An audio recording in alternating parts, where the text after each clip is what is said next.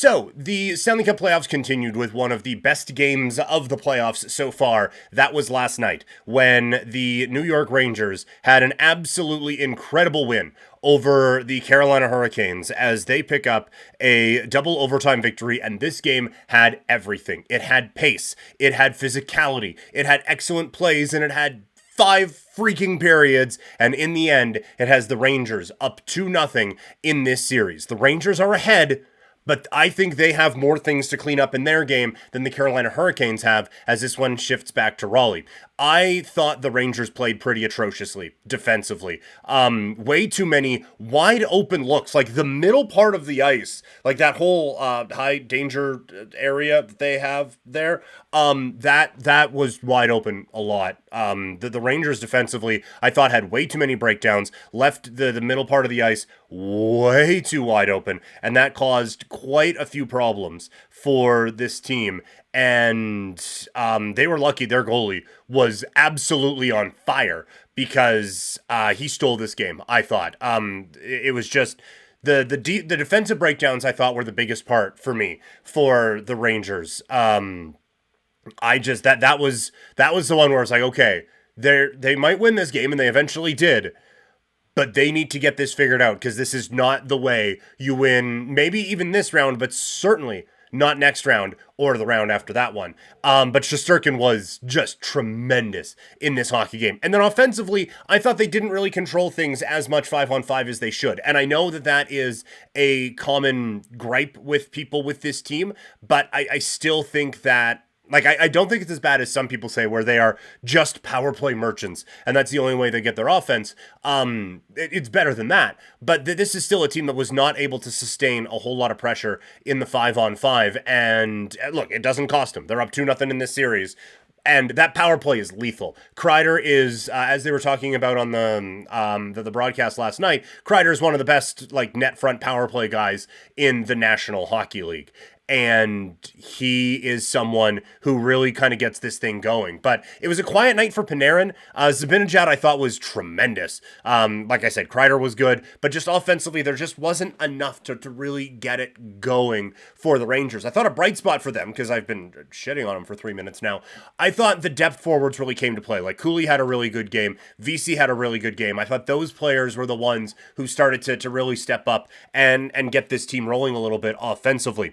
For the Hurricanes, boy, they had their chances. Jarvis had that one in tight where he makes the move to go backhand on the short side, and Shesterkin, I still don't know how he was able to sprawl out and have enough strength to be able to come up with that save. But I like how Carolina gets the defense involved, and they've been doing that for forever, right? With Slavin and Shea, you have Burns in there as well now. But I like how they were able to do that, and they had a lot of players who had really good games. Again, if you're just watching this analysis, you're going to think that Carolina has the 2-0 lead in the series, not the Rangers. But there's a lot of players on Carolina that I liked in this game. I thought Aho, the way he was aggressive in attacking the net, I thought he was good. They just have a lot of pieces that you really, really like. And they just were not able to get it by Shesterkin. I thought the one thing that they didn't do, that they might need to do, they didn't really get a whole lot of pressure in front of Shesterkin. It was working, that you get the drive-by deflection by Orlov. They were getting some pressure. They were getting some traffic in front, and the pucks were going in. And then they kind of went away from that a little bit. Now, credit the Rangers for kind of taking that away a little bit. But I thought that was something that they needed to do. Like, they were getting their chances in front, but they weren't getting the bodies in there to create a lot of that traffic. One more thing from the Carolina side of this thing.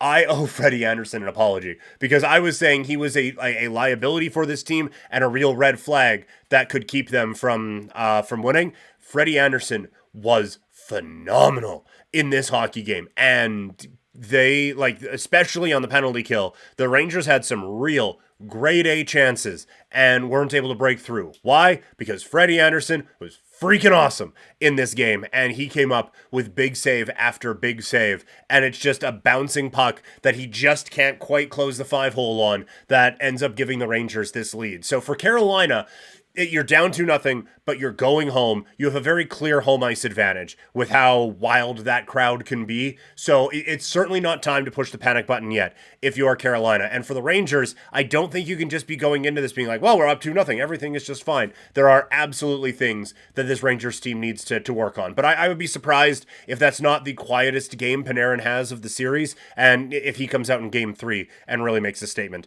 In the other game that happened last night that also went to overtime, Stars Avalanche, what a devastating loss for Dallas. You are up 3 at home to start the series, have a chance to set the tone after eliminating the Stanley Cup champions, a chance to eliminate the ones who won it before them in Colorado, and you let it slip away.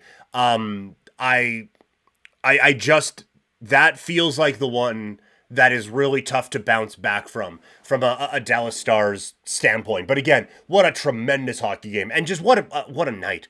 We got a couple tonight with Boston taking on Florida as I'm recording, and then Vancouver, Edmonton. It's going to be a blast. We keep saying it every time, but the playoffs in both sports are delivering in ways that are just the absolute best for sports fans.